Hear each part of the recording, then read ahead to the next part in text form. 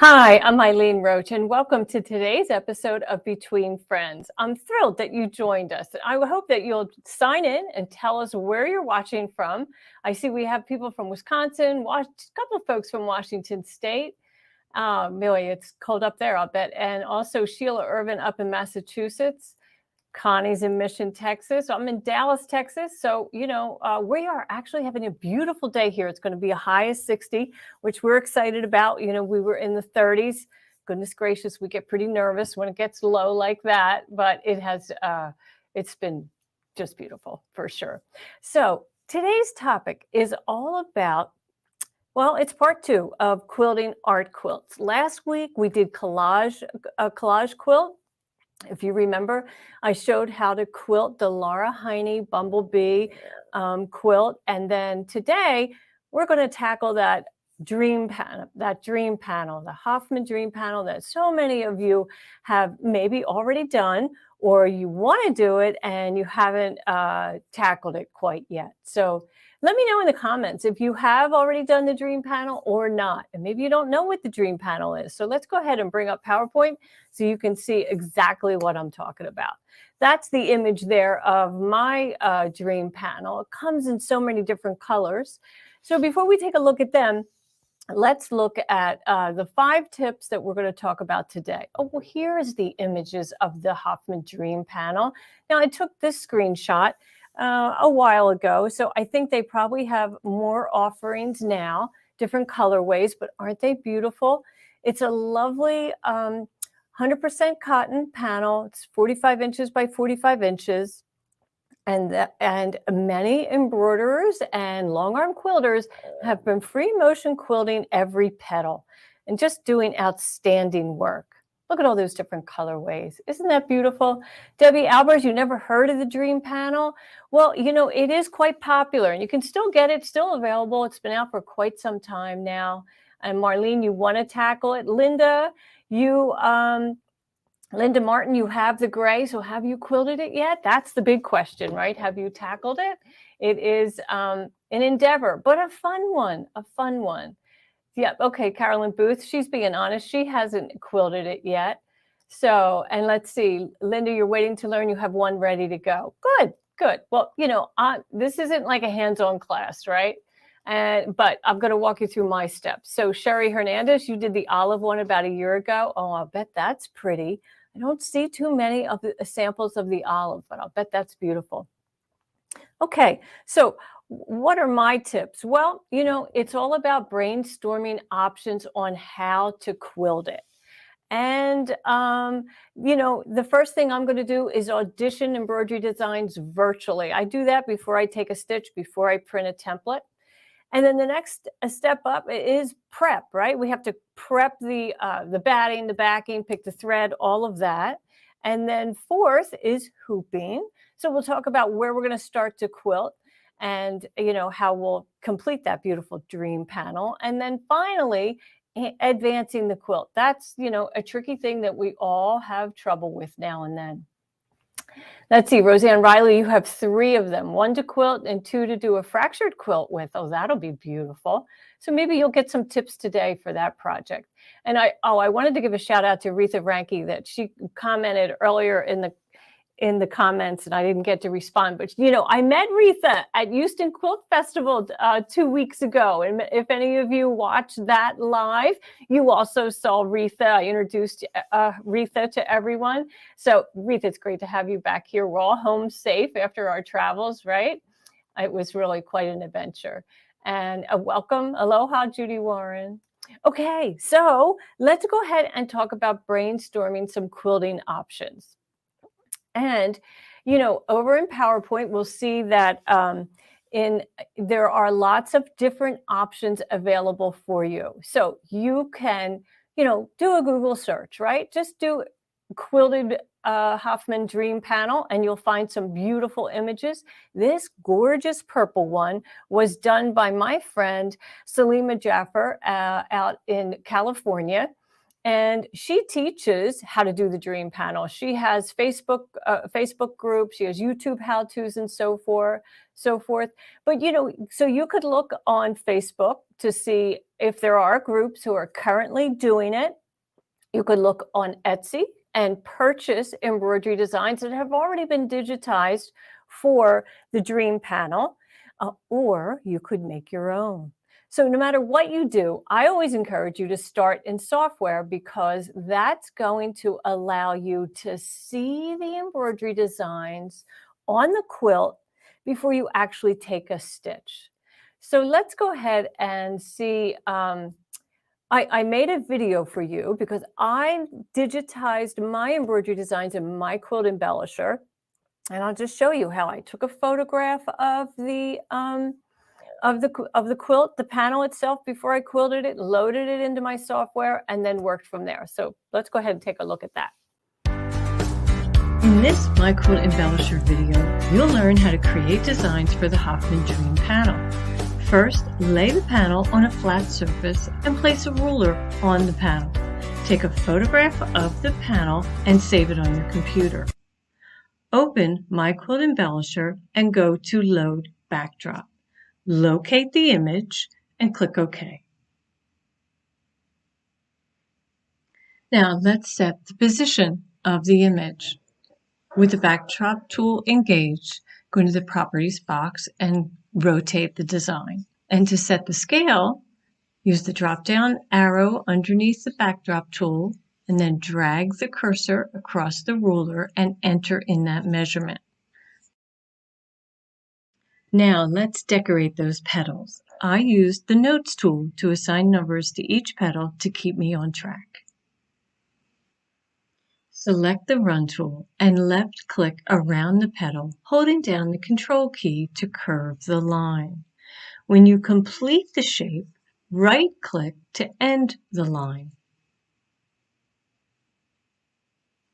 Now, click on the Select tool and select the outline you just created. Control-C on the keyboard will copy it and Control-V will paste it. Select that outline and in the Properties box, reduce the size to 90% to create an inner border.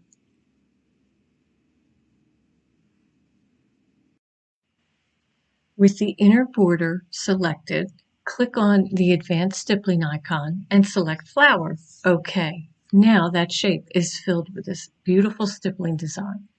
We can change the size of that pattern in the Properties box by increasing it to 25 and click Apply.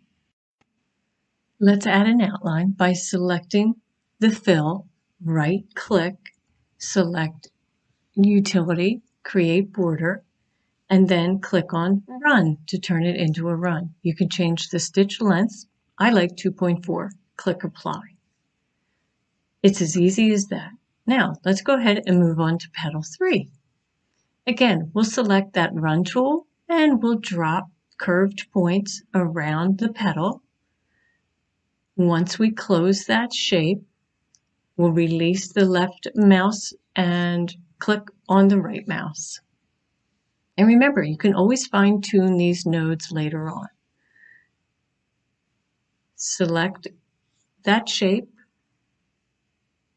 copy and paste, and in the Properties box, reduce the size to 90%.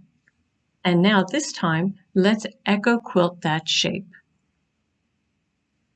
And it fills that interior with rows of stitching. They're a little too close together, so let's open up that density to 10 and then click Apply.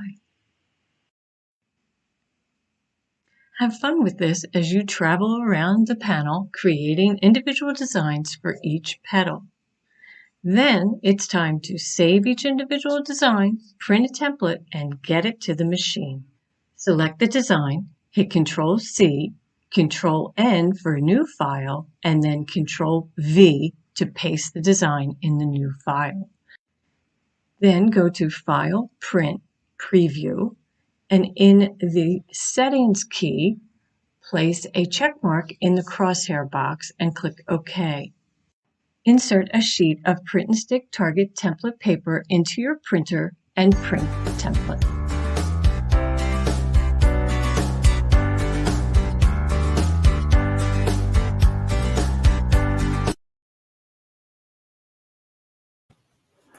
Isn't that easy? I mean, it really is. You know, I have to admit, making the video is probably more complicated than actually doing the digitizing. If you have that image of the dream panel, it's really all you need. So you can load it into any dime software. I was using my Quilt Embellisher. You could also do that in Perfect Embroidery Pro. And then you're just going to trace around each petal and then fill that shape. It really is. Carolyn Booth says, wow, that's amazing. It is. I know many of us are afraid to create our own designs. We rely on purchasing from digitizers, across the web, but really, it's not that hard to do. As you can see, I've made pretty good progress on that image where I showed you how many designs I already have complete. But if you're in a hurry and you just want to get to the quilting part, well, we got you covered there too. So next step up is the prep, and that is analyzing the quilt top, right? Taking a good look at the color of the quilt top so that you can select the right backing fabric.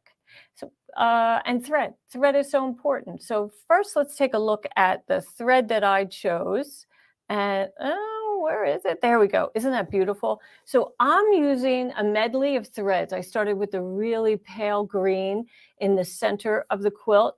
And as the variation of color and value in the petals gets darker and darker towards the outside of the quilt, I'm going to change my thread. And, because I kind of want to blend my thread with the fabric at that time. I don't want contrast on some petals and, subtle touches on other petals. I want to kind of have the same effect on each petal, even though I'm adding different texture. It's okay. So let's see. Marlene Mead wants to know, can that be done on a Dream Machine too? Absolutely. Now, some of these petals get a little big. So, we'll take a look at the actual panel, and I'll pull out a ruler so we can see how big some of them are. Donna Baptiste says we are intimidated. You should not be intimidated. First off, first rule of thumb: embroiderers are so, all we deal with is fabric and thread, right? We're not nurses, we're not doctors, it's not skin and bone, we're not saving lives. It's not that big of a deal. So just, take that worry out of your mind and just think, oh, I can handle this. I'm stronger, smarter than fabric and thread. You can handle it. And then break it down step by step. You'll be amazed how much you can accomplish with those thoughts. So let's see. Judy Warren wants to know, can you use metallic thread? You sure could. You most certainly could. I didn't, but you could. I used our exquisite 40-weight polyester thread. I love that. And the colorways, there's so many choices. It was perfect. Jennifer Alexander, see, she's a nurse. I bet she's not afraid of her fabric and thread, right? Okay.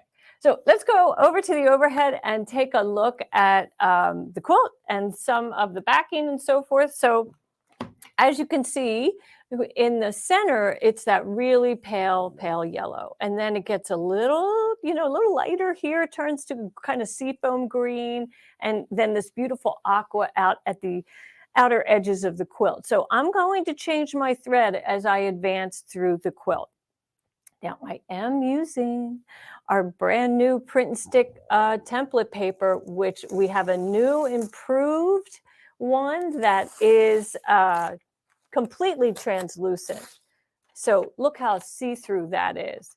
And you treat it just like the original print and stick Target template paper, where you stick it into your printer, whether it's a laser or an inkjet printer, works the same. You'll get 25 sheets in each packet. I love this. Now, I will tell you, there's a trick to using this. Well, when you print on it, there's going to be the side that you want to print on is the really shiny side, because that's the paper that we're printing on. This is the protective paper that you'll separate the template from after printing. It has a slight sheen, a really slight sheen. Can you see just that slight sheen compared to the back, which is really flat matte? This is what I do before I print. I put an X on the wrong side because I always want to store my template on the shiny side of the paper. Always want to store it on the shiny side of the paper. If I put it on the wrong side, most likely it's not going to want to separate without bringing up some of the paper, as you can see there. So just put an X on the wrong side, and then you'll know that when you're going to store this, you'll be able to put it on the shiny side and it'll be easy to identify. Now, you know, why do I print? Well, I print these so that I can see them. You know, I've already seen it in the software, which is very helpful, but sometimes when we print things out and look at it in real life, we notice maybe the scale is not quite right. Like these little circles, they're pretty big. That's probably okay, but the loops in these feathers, they're a little too large for me. So before I stitch this, I'll probably go in and add some smaller loops inside of each of the feather loops and just kind of tighten that up. Doesn't mean I have to redigitize everything. I'm basically just starting a new stitch path inside the other, and you know, it will come in as a separate color, but in the software I could just make it one. So super fun and fast. Okay, so let's get a ruler so we can measure some of those petals. Some folks wanted to know how big these petals are. So they are 8 inches is this one, right? And how about this one? The width of this is 7 inches wide, and the height is about, you know, about 8 inches, 7.5. But as we get out to the corner, we do have some that are quite large. Like, let's see if I can get this under the camera. There we go. You can see how large this is. So if I measure that, that is 14 inches. So if you have the 9.5 by 14 hoop, you could do that in one hooping. But if you have software and you have a smaller hoop, say your sewing field is only 8 by 12, then there's no reason why you can't just digitize, you know, 10 inches of it and then digitize the second part, the second hooping, the other 4 inches as a separate design, and you'll just rehoop. Super simple. Okay, so let's see. Jennifer Alexander is asking, what kind of print and stitch is that? Well, it's our brand new print and stick template paper. The one that you had is more papery. It is the one that you had was translucent, but not as clear as this. Well, we had some supply chain issues, and so I wanted to search for a better product before we just went on and substituted, you know, something that was not as good. So, you know, that's what we found, and I love it. So it works on inkjet and laser printers, and it is beautiful. And it keeps its tackiness so that you'll use one template for a whole quilt, probably. You know, you can use them over and over. And let's see. So Laura Park, so how do you cut the design and get the entire paper to store it on? So the print and stick target paper, let me see if I have a piece here that's whole. Yeah, I've already here. We'll just go to the overhead cam.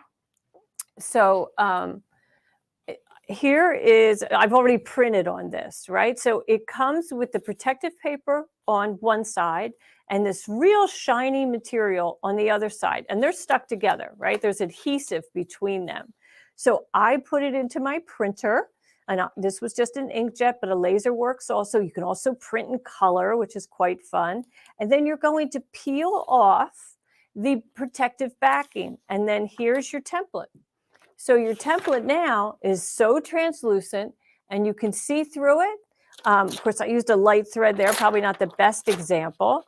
And, you know, you're going to store it on the paper that, the protective paper that it came with. And that's what I was saying earlier. So you always want to make sure you're storing it on the shiny side of the paper. The wrong side is not as shiny because you'll want to separate this again later on. So that's the trick on that. All right, super fun.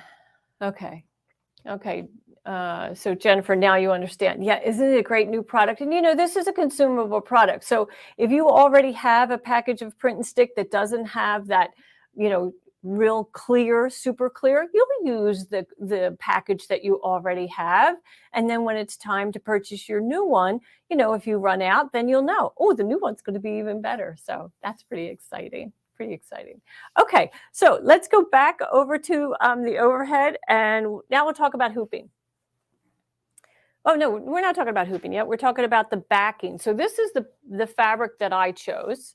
And I loved this because look how it blends so well with the quilt itself. Every color that's in the dream panel is in my back. So no matter what thread I choose to use on the dream panel, it'll blend with the back. So here, some of this is already quilted. So let's take a look so you can see.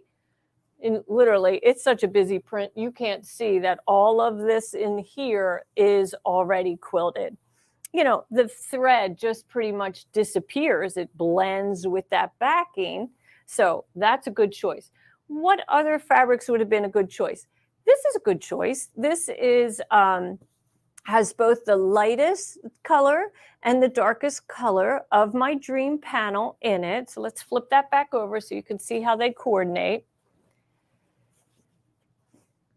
Oh boy, can I make a mess under a camera? Okay, so here it is, this little, tiny little tight print, right? It's almost monochromatic in the sense that it's a blender. It just kind of looks like a solid. But these colors, that really, really light yellow and then that beautiful aqua, are in this quilt. So that would be a great choice. No matter what thread I'm using on top, I would match it on the back, and that would stitch up beautifully. But maybe you want something that's a little bit more fun. And this one would work. This, again, has the same yellows and that beautiful aqua back. This is a Kay Fawcett by Free Spirit Fabric. It was one of my favorites. I just love this fabric, and that beautiful. So I probably wouldn't put it on the back of my quilt because I have better ideas for this fabric. But anyway, very nice, right? So choices. You want to keep the value of the fabric, right? The light and the amount of light and dark in the fabric about the same as it is on the quilt top, because you don't want contrasting threads appearing on the top or the bottom. Okay, so you're going to cut your batting about 3 to 4 inches larger than your dream panel. So we want a nice 3-inch border all the way around on all 4 sides, and you're going to cut your backing larger also. And you do that so that when you get to this area to quilt, you have something to hoop, because you're going to want to quilt right all the way to that corner, to that edge.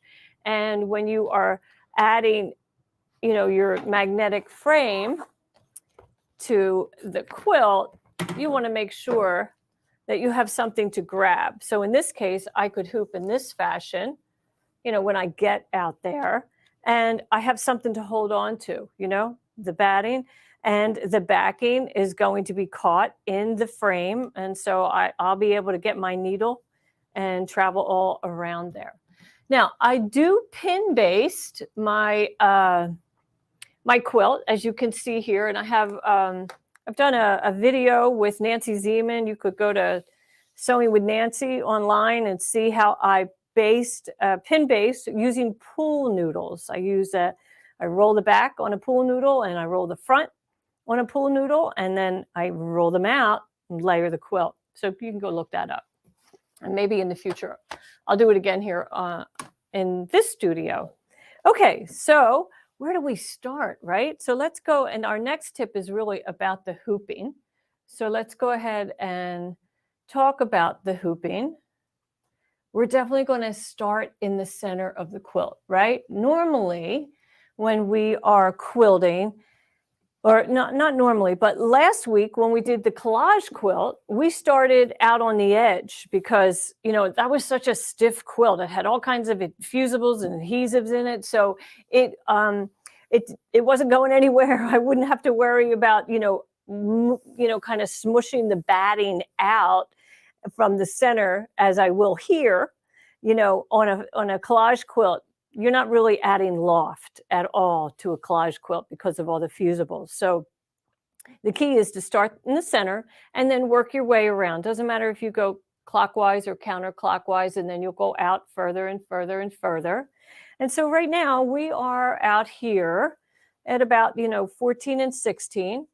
And so I'm going to hoop in my monster hoop. And let's see. I think this is a 10.5 by 10.5, which should be big enough for that. And I'm just going to focus on my 16 right now, number 16. So I have, I'm on a flat surface. And this is what you'll do, when you're interrupted, right? Normally when I quilt with Monster Hoop, I keep that metal frame on the machine. I don't remove it. I just keep it in place and advance the quilt.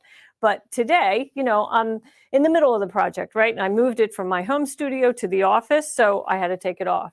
And what I'll do now is, just hoop on a table. But then when we get over to the machine and it's time to advance, then I can leave the bottom on.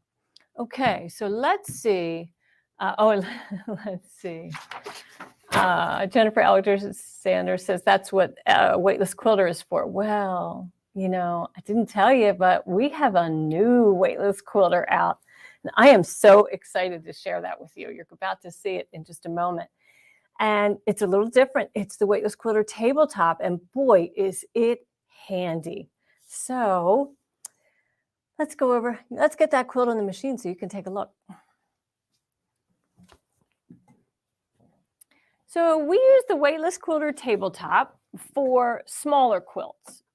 I'm not giving up my weightless quilter because my weightless quilter is going to handle quilts that are anything larger than 54 inches square is kind of my rule of thumb. So, if you're doing a panel like this, it's 45 inches long, wide and long. Square would be the word. The weightless quilter is not enough quilt to put in the weightless quilter because the weightless quilter can't move, right? It just too much drag, too much strain on the quilt. But I know people like and need something to lift these quilts, these smaller quilts, above the machine bed.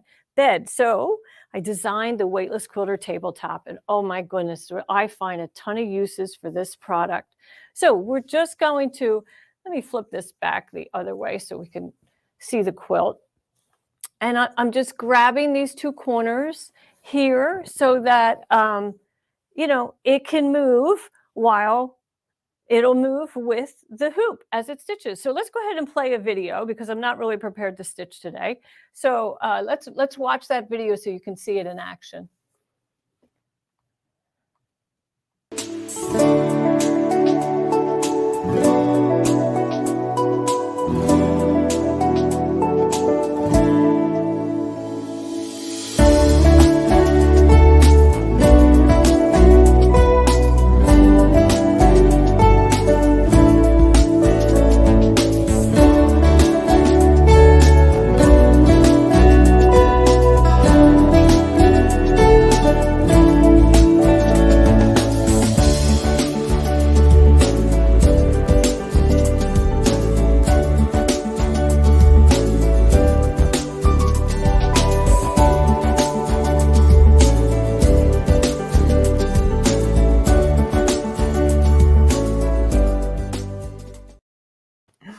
Oh, I love your comments. Patricia Roberts says this is on her Christmas gift list. Oh, I hope you can wait till Christmas. I'll tell you, I couldn't. Oh, I wait till you see the other uses. I mean, well, that camera that you watched this, the machine through is being held by a weightless quilter tabletop clamp. I love it. I just absolutely love it. Yeah.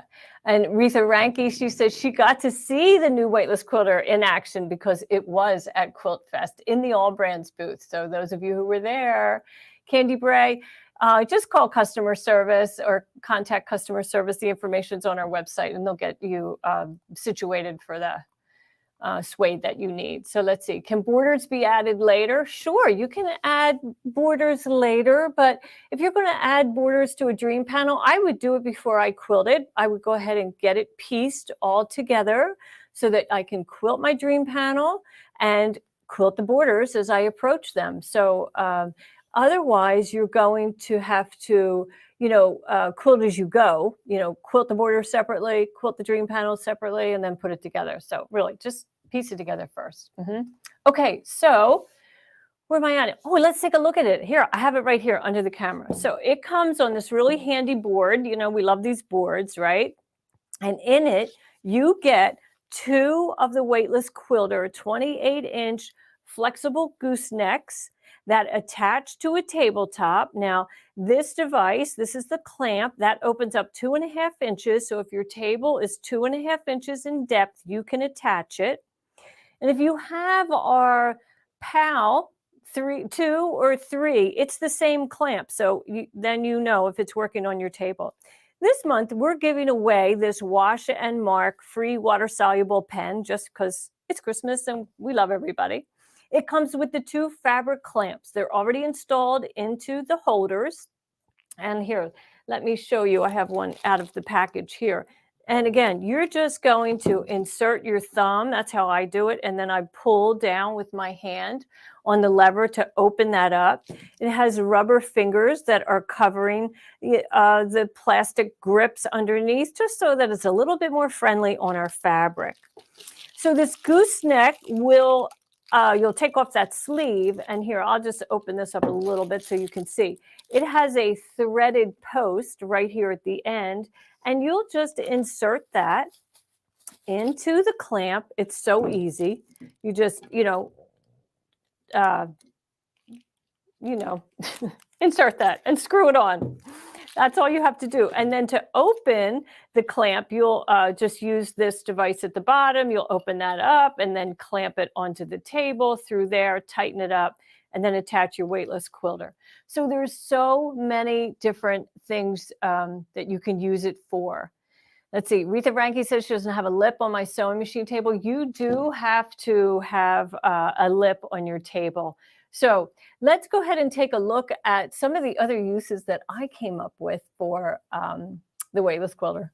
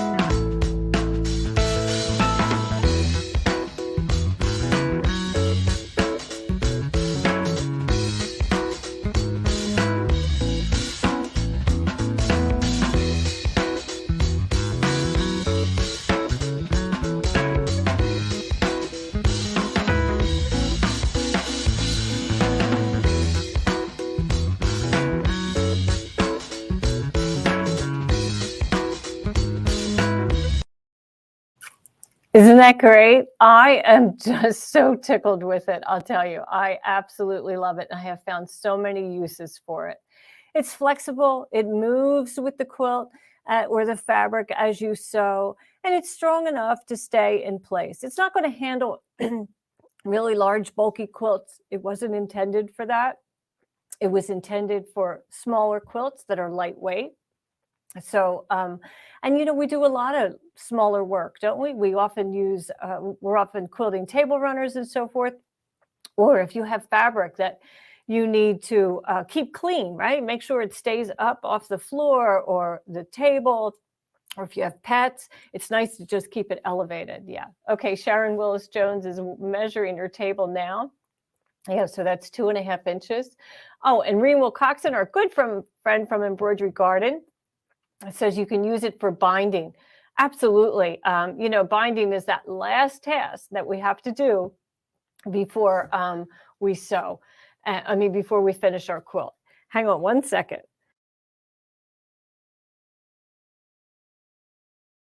Oh, excuse me.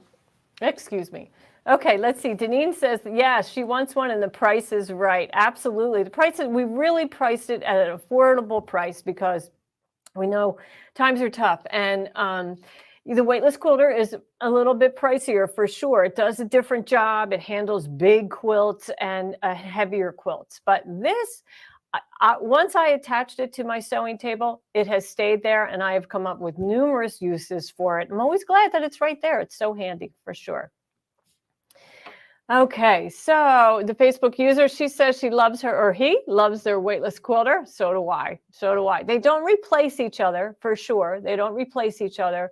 It's just they do different functions, and they're just really great to have in your sewing room. So I hope you'll take advantage of that special price that we have, and we'll see how many of you love it, and then if you'll let us know in the comments. So last week, we finished off with the collage quilt, and this week we talked about the dream panel. Now it's time to take a look at the on the house embroidery design this week. So let's go ahead and see what you've all been up to with on the house, and then I'll reveal the latest.